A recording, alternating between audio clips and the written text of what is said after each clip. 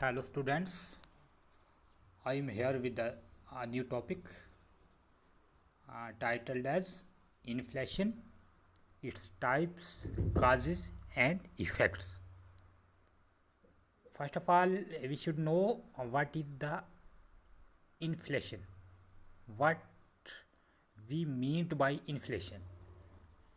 Inflation and unemployment are the two most talked about words in the contemporary society. यानी कि आज की society में इन्फ्लेशन और अनएम्प्लॉयमेंट दो बर्निंग टॉपिक्स हैं. These two are the big problems that plug all the economies. ये दो बर्निंग किस्म के ना ये दो दो बिग प्रॉब्लम्स हैं जो कि हर एक इकोनॉमी को फेस करने पड़ रहे हैं. Almost everyone is sure that he knows what inflation exactly is. हर कोई जानता है कि इन्फ्लेशन क्या होता है, but it remains a source of great deal of confusion because it's difficult to define it. लेकिन ये मुश्किल भी है कि इन्फ्लेशन को जो समझना है, इसके मीनिंग को समझना मुश्किल काम है. ऐसे हर किसी की एक हम कॉमन मैन के या कॉमन पैरेलेंस की बात करें तो इन्फ्लेशन राइस इन प्राइस में है ना, यानी कि प्राइस के बढ़ने को हम इन्फ्लेशन कहते हैं, प्राइस में बढ़ोतरी को इन्फ्लेशन कहते हैं. But technically point of view से ऐसा नहीं है ना. मीनिंग ऑफ इन्फ्लेशन, थोड़ा मीनिंग पे हम देखेंगे. Inflation is often defined in terms of its supposed causes. Inflation है जो वो अपनी काजेस की वजह से जाना जाता है. Inflation exists when money supply exceeds available goods and services.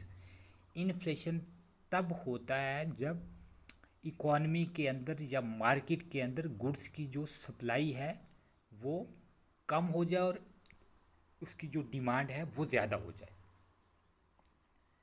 और inflation is attributed to budget deficit financing, या फिर इन्फ्लेशन बजट डेफिसिट फाइनेंसिंग को भी एट्रीब्यूट करता है. ए डेफिसिट बजट में B financed by additional money creation. तो जो बजट डेफिसिट टाइप का होता है उसको एडिशनल जो करेंसी है वो छापने से पूरा किया जाता है, या फिर एडिशनल मनी क्रिएशन से उसको उस गैप को फिल किया जाता है. But the situation of monetary expansion और budget deficit may not cause price level to rise. But कई बार होता है कि मॉनेटरी एक्सपेंशन या फिर बजट डेफिसिट होता है वो प्राइस राइज का कॉज नहीं भी बनता. ऐसा नहीं कि हर एक डेफिसिट बजट है वो प्राइस राइज की वजह बनेगा. Hence the difficulty of defining inflation. तो यही इन्फ्लेशन को डिफ़ाइन करने में प्रॉब्लम है. मतलब हर एक राइज इन प्राइस को हम इन्फ्लेशन नहीं कह सकते हैं. Inflation may be defined as a sustained upward trend in the general level of prices and not the price of only one or two goods, है ना. इन्फ्लेशन जनरल प्राइस लेवल की वो कंटिन्यूस बढ़ोतरी है, सस्टेन्ड बढ़ोतरी जो price में होती है जनरल प्राइस लेवल में, उसको इन्फ्लेशन कहते हैं, ना कि एक या दो चीज़ों की प्राइस बढ़ने को इन्फ्लेशन कहते हैं. G Ackley defined inflation as a persistent and appreciable rise in the general price level or average of prices. तो एक्ले कहते हैं कि भाई जब जनरल प्राइस लेवल में अपवार्ड टेंडेंसी हो, ऊपर जाने की जो टेंडेंसी है वो कंसिस्टेंट तरीके से प्राइस बढ़ते रहें तो उसको हम कहेंगे भाई इन्फ्लेशन है. In other words inflation is a state of rising prices, है ना. इन्फ्लेशन उस स्टेट का नाम है जिसमें प्राइस राइज होते हैं but not high prices. High prices को इन्फ्लेशन नहीं कहते हैं. इन्फ्लेशन कहते हैं steadily increase in the prices. Prices में जो है वो कंटिन्यू मतलब वो अपवर्ड प्राइस जा रहे हो तो वो इन्फ्लेशन होता है. It is not high prices but rising prices level that continue that constitute inflation. And high price नहीं बल्कि जो प्राइस का बढ़ना है वो इन्फ्लेशन को कॉन्स्टिट्यूट करता है. इट कंस्टिट्यूट्स दस an overall increase in the price levels. तो इन्फ्लेशन है जो वो प्राइस लेवल में एक ओवरऑल इंक्रीज का नाम है। प्राइस लेवल का यहाँ पे मतलब हुआ general price level. It can thus be viewed as the devaluing of the worth of money. तो इन्फ्लेशन को हम ऐसे भी कह सकते हैं कि ये मनी की डिवैल्यूएशन है, जहाँ पे मनी की जो वैल्यू है वो कम हो जाती है। In other words inflation reduces the purchasing power of money. उसी बात को अगर हम दूसरे वर्ड्स में इसको एक्सप्लेन करना चाहें तो हम ऐसे भी कह सकते हैं कि इन्फ्लेशन जो है ये मनी की परचेजिंग पावर में रिडक्शन का नाम है ना। जब मनी की परचेजिंग पावर रिड्यूस हो जाती है तब हम कहते हैं भाई इन्फ्लेशन हो रहा है। जो चीज़ कल 10 रुपये में मिल रही थी आज वही वाली चीज़ 50 रुपये में मिल रही है। इट मीन्स कि जो मनी की वैल्यू है it has fallen by 5 times, है ना, 5 गुना है जो मनी की वैल्यू गिर चुकी है। A unit of money now buys less, है ना। अब एक यूनिट जो मनी का है वो कम खरीद रहा है जो पहले ज़्यादा खरीद रहा था। Inflation can also be seen as a recurring phenomena. तो इन्फ्लेशन को एक रिकरिंग फिनोमिना भी कहा जाता है। While measuring inflation we take into account a large number of goods and services used by the people of a country and then calculate average increase in the price of those goods and services over a period of time। तो inflation को जब हम calculate करना चाहें तो एक large number of goods and services का price लेना पड़ता है जो कि लोगों के द्वारा या लोगों के ज़रिए जो वो कंज्यूम किए जाते हैं गुड्स, है ना। Then calculate average increase in the prices of those goods and services. फिर उन गुड्स और सर्विसेज की एवरेज इंक्रीज़ को हम देखते हैं, कैलकुलेट करते हैं कि एक साल से लेकर के जो फिर दूसरा साल स्टार्ट हो रहा है उसके बीच में एवरेज बेस पे प्राइस कितने बढ़े हैं। A small rise in the prices और a sudden rise in the prices is not inflation since they may reflect the short term working of the market, है ना। कहने का मतलब कि प्राइसेस में एक छोटा सा राइज होना या एक सडन राइज प्राइस में हो जाना वो इन्फ्लेशन नहीं है, जब तक कि वो शॉर्ट टर्म वर्किंग जो मार्केट की है उसको रिफ्लेक्ट ना कर पाए तब तक हम उसको इन्फ्लेशन नहीं कह पाते। It is to be pointed out here that inflation is a state of disequilibrium when there occurs a sustained rise in the price level, है ना। तो हम इसको इस तरह भी पॉइंट कर सकते हैं कि जो इन्फ्लेशन है वो डिसइक्विलिब्रियम की एक स्टेट है ना, जो तब अकर होता है जब सस्टेन्ड राइज हो रहा होता है जनरल प्राइस लेवल में। तो डिसइक्विलिब्रियम तब होता है जब प्राइस हैं जो वो या तो वो डिज़ायर्ड लेवल से ऊपर चले जाएं या नीचे आ जाएं। तो इन्फ्लेशन ऊपर जाने का नाम है, इस तरह इसको भी डिसइक्विलिब्रियम का नाम दिया गया है। तो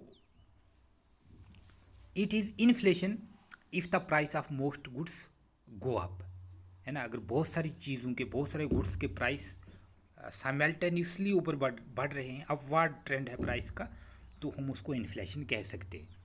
सच rate of increase in price may be both slow and rapid. तो प्राइस में जो बढ़ने का जो रुझान है, जो टेंडेंसी है, वो स्लो भी हो सकती है और रैपिड भी हो सकती है। कभी कभार ऐसा होता है कि जो चीज़ों की प्राइस हैं वो स्लोली बढ़ती हैं, है ना। उनमें जो अपवार्ड ट्रेंड होता है वो स्लो होता है, आहिस्ता आहिस्ता प्राइस बढ़ते हैं। और कभी कभार इस तरह की सर्कमस्टेंसेस भी हमें फेस करनी पड़ती हैं जब चीज़ों के प्राइस रैपिडली अपवार्ड ग्रो करते हैं ना, इंक्रीज़ होते हैं वो बहुत ज़्यादा। आज अगर 50 रुपये है किसी चीज़ का प्राइस कल 80 हो जाएगा, उसके अगले दिन वो 120 पे होगा, अगले दिन वो 200 पे भी हो सकता है, तो उसको रैपिड इंक्रीज कहते हैं। However it is difficult to detect whether there is an upward trend in the prices and whether this trend is sustained। तो ये डिटेक्ट करना, ये फाइंड आउट करना थोड़ा मुश्किल भी रहता है कि प्राइस में जो ये अपवर्ड ट्रेंड है ये सस्टेन्ड है या नहीं है। सस्टेन्ड का मतलब हुआ क्या ये कंटिन्यूस प्राइस बढ़ रहे हैं, क्या इनमें कंसिस्टेंसी है इंक्रीज़ होने की, ये थोड़ा डिटेक्ट करना मुश्किल काम रहता है. That is why inflation is difficult to define in an ambiguous sense. तो यही वजह है कि इन्फ्लेशन को एक कॉमन सेंस में जो है डिफाइन करना मुश्किल काम है. Let's measure inflation rate. अब हम इन्फ्लेशन रेट को कैसे मेज़र कर सकते हैं, इसमें थोड़ी एग्जांपल पुट करेंगे, है ना. जो ओल्ड वाली एग्जांपल हैं स्टूडेंट्स की, व्यूवर्स की अंडरस्टैंडिंग के लिए यहाँ पे मैंने एग्जांपल पुट किए हैं. जैसे कि इन दिसंबर 2007 the consumer price index was 193.6, है ना. 2007 की बात करें तो कंज्यूमर प्राइस इंडेक्स था वो 193.6 था.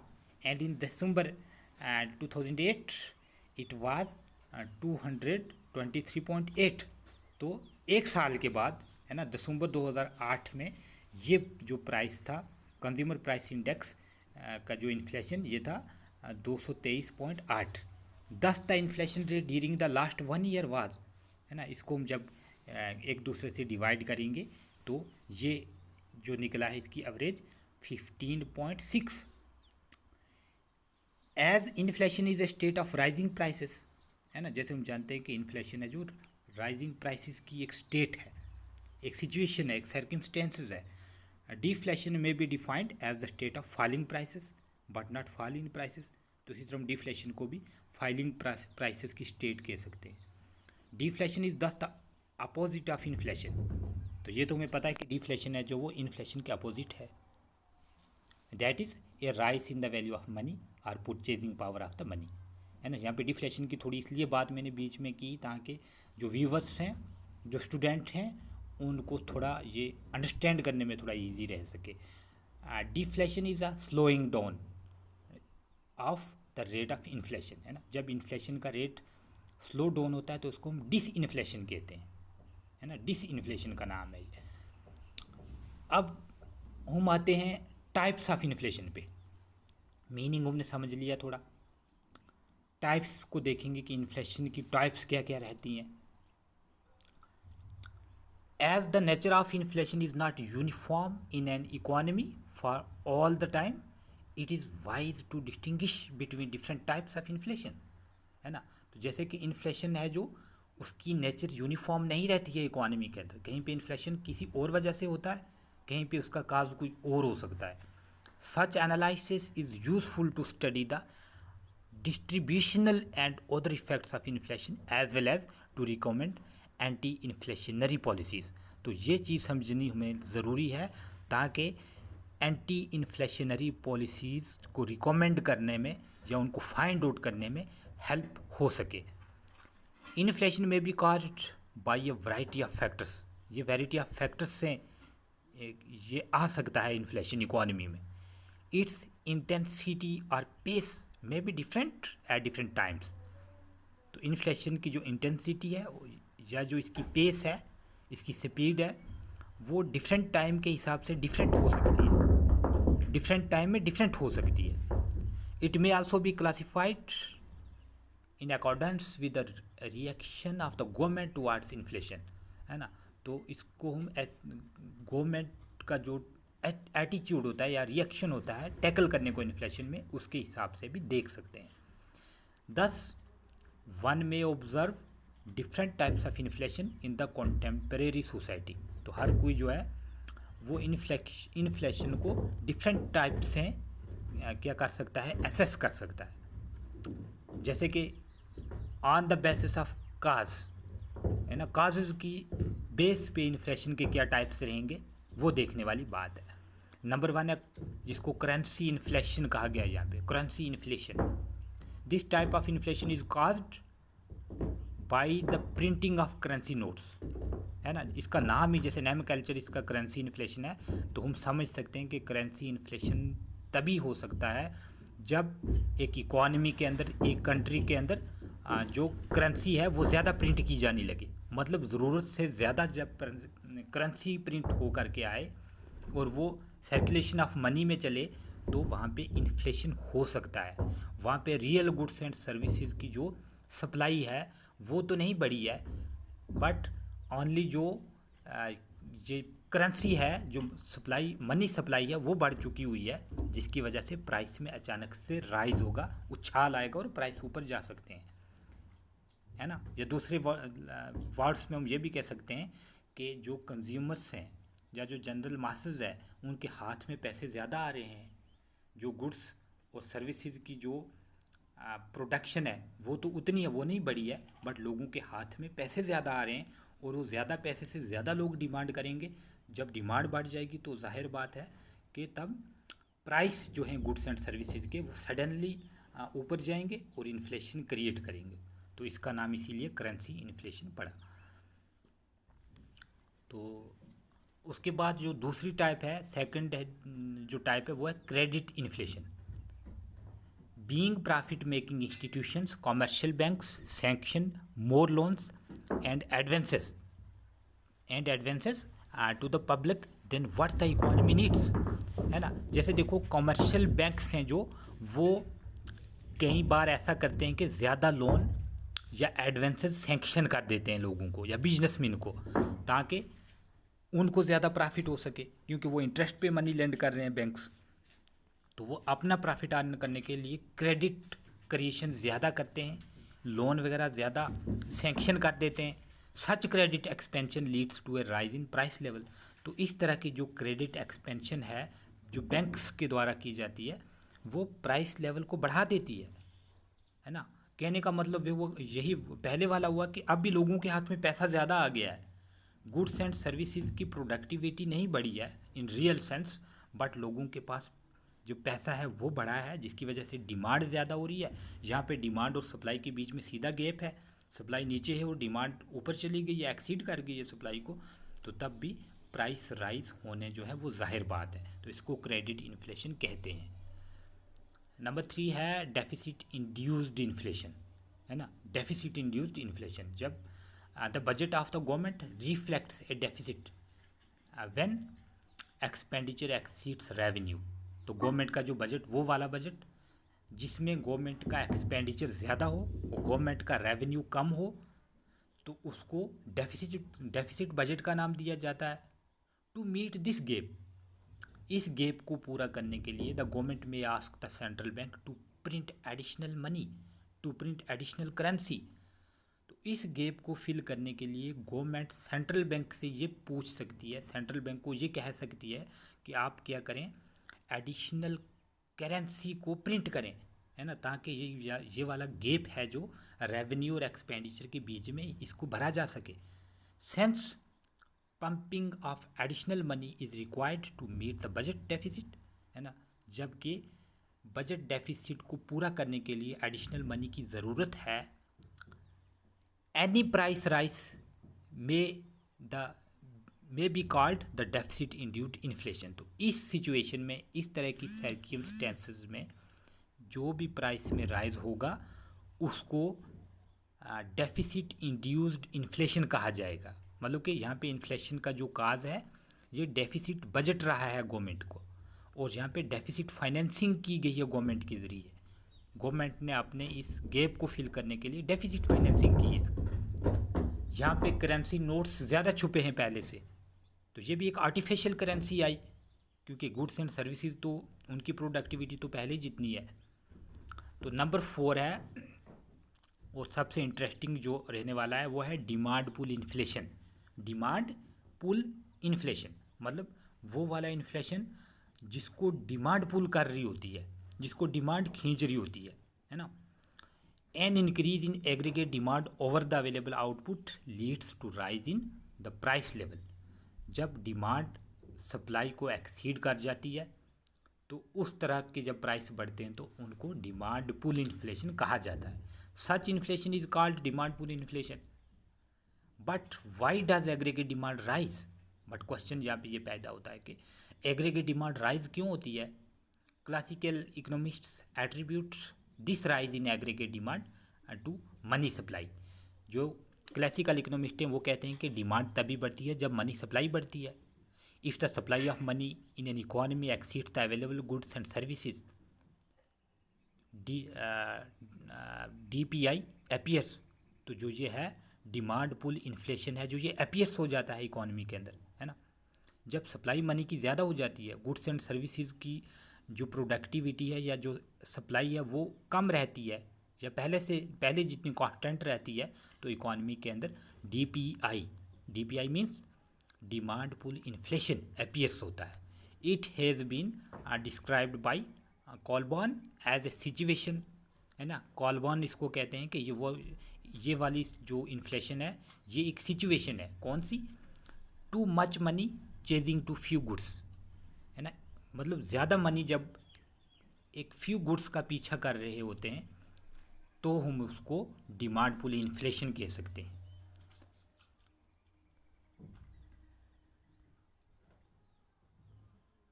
तो नेक्स्ट है जो वो है कास्ट पुश इन्फ्लेशन। अब कास्ट पुश इन्फ्लेशन कौन सा होता है? जैसे डिमांड पुल था जिसकी काज थी जो वो इंक्रीज इन डिमांड थी। अब कास्ट पुश क्या है? यहाँ पे कास्ट है जो वो इन्फ्लेशन की काज बन रही है। इन्फ्लेशन इन एन इकोनॉमी में arise from the overall increase in the cost of production. तो वो वाली इन्फ्लेशन की सिचुएशन जो कि कास्ट बढ़ने की वजह से हो उसको हम कास्ट पुश इन्फ्लेशन कहते हैं। कॉस्ट ऑफ प्रोडक्शन में rise due to an increase in the price of raw materials, wages etcetera, है ना। मतलब कास्ट किस वजह से बढ़ती है प्रोडक्शन की? या तो रॉ मटेरियल्स महंगे हो जाते हैं या फिर फैक्टर्स के प्राइस महंगे हो जाते हैं जिनमें वेजेस भी है, जिनमें रेंट्स भी हो सकता है, जिनमें इंटरेस्ट भी हो सकता है। जब ये चीज़ें फैक्टर प्राइस महंगे हो जाएं या रॉ मटेरियल के प्राइस बढ़ जाएं तो जाहिर बात है कि तब कास्ट भी ज़्यादा लगनी है। Often trade unions are blamed for wage rise since wage rate is not completely market determined, है ना। आजकल तो बहुत सारी ट्रेड यूनियंस बनी हुई हैं जिनका काम यह है कि वेजेस रेट को बढ़ा देना। अगर गवर्नमेंट नहीं भी बढ़ा रही है तो वो लोग क्या करते हैं? स्ट्राइक्स करते हैं, है ना, स्ट्रगल्स करते हैं। तो उसके लिए गवर्नमेंट को मजबूर हो जाना पड़ता है और वेजेस रेट बढ़ा दिए जाते हैं, जिसका सीधा सीधा जो इफ़ेक्ट है वो एक फाइनल कंज्यूमर के शोल्डर पे पड़ता है। फाइनल कंज्यूमर है जो उसको महंगी चीज़ खरीदने की सूरत में उसका खमियाजा भुगतना पड़ता है। Higher wage means high cost of production. तो सीधी बात बताई गई कि जब वेजेस बढ़ते हैं इट मीन्स कि प्रोडक्शन की कास्ट बढ़ गई है। प्राइसेस ऑफ कमोडिटीज़ और हेयर बाई इंक्रीज्ड। तो इसी वजह से चीज़ों के प्राइस बढ़ गए। चीज़ों के प्राइस तो बढ़ने हैं ना। देखो, जब पहले एक जो प्रोडक्ट था उसकी कास्ट है, सपोज कर लेते हैं उसकी कास्ट जो लग रही थी वो 200 रुपये लग रही थी, 200 रुपये में वो उसकी कास्ट लग रही थी और मार्केट में उसकी जो प्राइस था वो 250 था, 250 में वो बिक रहा था मार्केट में। अब वेज बढ़ने से या रॉ मटेरियल के प्राइस बढ़ने से उसकी कास्ट 200 नहीं बट अब 250 तो उसकी कास्ट लग रही है। तो जाहिर बात है कि जो उसका प्रोड्यूसर है, सेलर है, वो 250 पे तो नहीं बेचेगा उसको, वो 300 या उससे अबव ही बेचने की कोशिश करेगा। तो प्राइस सीधे सीधे बढ़ गए। तो इस तरह के प्राइस बढ़ने को, वो वाले प्राइस जो कि कॉस्ट बढ़ने की वजह से बढ़ते हैं, उनको कास्ट पुश इन्फ्लेशन का नाम दिया जाता है। तो ये था types of inflation on the basis of causes, कि काजेज़ की बेस पे इन्फ्लेशन के टाइप्स क्या रहे हैं। तो आगे फिर हम देखेंगे इसका जो बी पार्ट में हमें दिया गया है, on the basis of speed और इंटेंसिटी, है ना, कि स्पीड और इंटेंसिटी के बेस पे इन्फ्लेशन जो है उनकी कौन सी टाइप है इन्फ्लेशन की। नंबर 1 यहाँ पे आपके सामने दिया है, क्रीपिंग और मिल्ड इन्फ्लेशन। ये मिल्ड होता है, मतलब ये दरमियाने दर्जे का इन्फ्लेशन है। क्रीपिंग कहते हैं आहिस्ता आहिस्ता चलने को, है ना, बड़ी स्लो स्पीड को क्रीप कहते हैं। If the speed of upward thrust in price is slow but small then we have creeping inflation. कहता है कि जब प्राइस बढ़ने की जो स्पीड है वो स्लो और स्मॉल हो तब हम कहते हैं कि भाई ये क्रीपिंग इन्फ्लेशन है। What speed of an annual price rise is a creeping one has not been stated by economists. अब इकोनॉमिस्ट ने कोई ये लिमिट नहीं बताई है, कोई लिमिट सेट नहीं की कि इतने स्पीड तक प्राइस बढ़ेंगे तो हम उसको क्रीपिंग कहेंगे, बट हम ये समझ सकते हैं कि भाई जब स्लो राइज इन प्राइस हो तो हम उसको कह सकते हैं भाई ये कौन सा है, क्रीपिंग इन्फ्लेशन है. To some a creeping or mild inflation is one when annual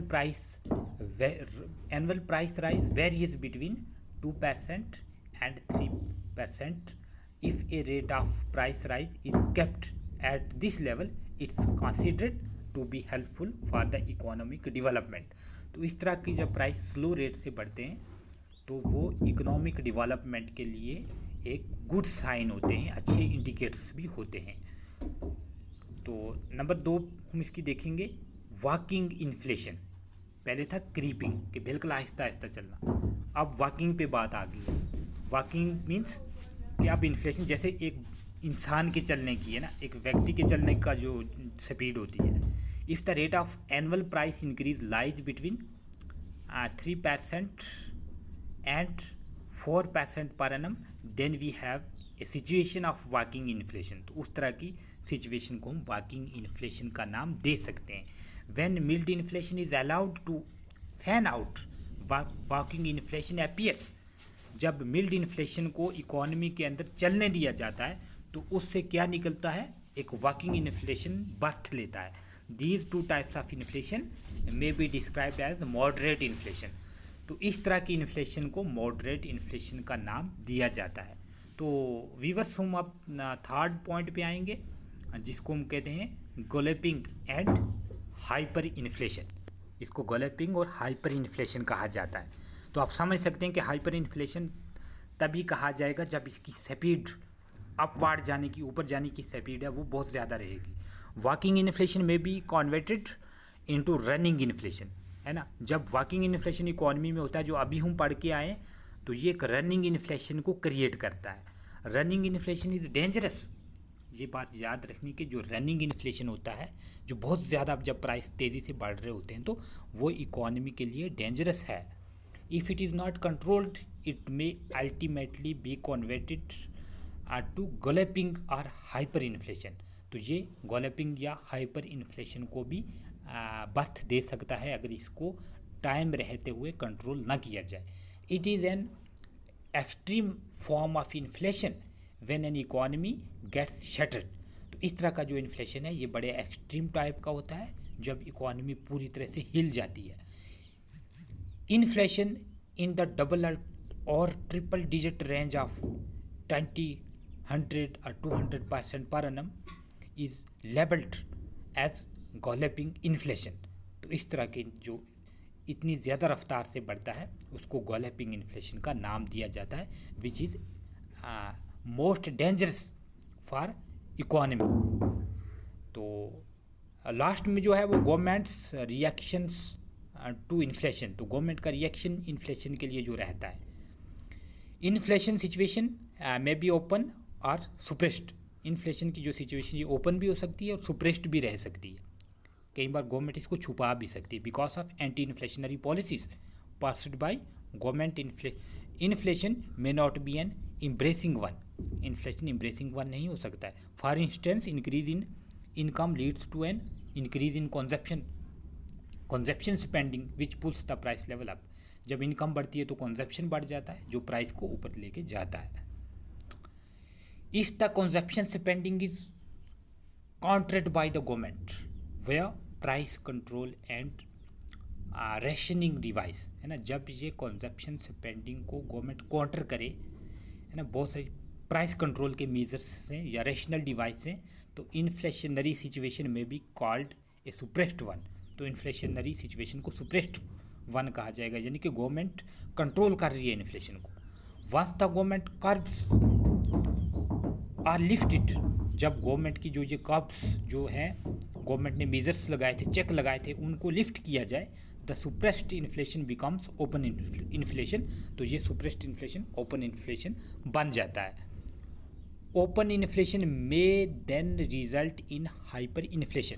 तो जब ये ओपन इन्फ्लेशन होता है जिसको गवर्नमेंट टैकल ना करे तो वो एक हाइपर इन्फ्लेशन की शेप ले लेता है, तो वो इकोनॉमी के लिए डेंजरस हो सकता है। तो वीवर्स, ये थी हमारी आज का जो हमने टॉपिक पढ़ा, इसमें meaning of inflation and causes of inflation and meaning of inflation and types of inflation. तो नेक्स्ट जो हमारा लेक्चर रहेगा उसमें हमारा टॉपिक जो रहेगा वो कॉजेज ऑफ इन्फ्लेशन पे रहेगा। तो आज यहीं पे हम इसको स्टॉप करते हैं।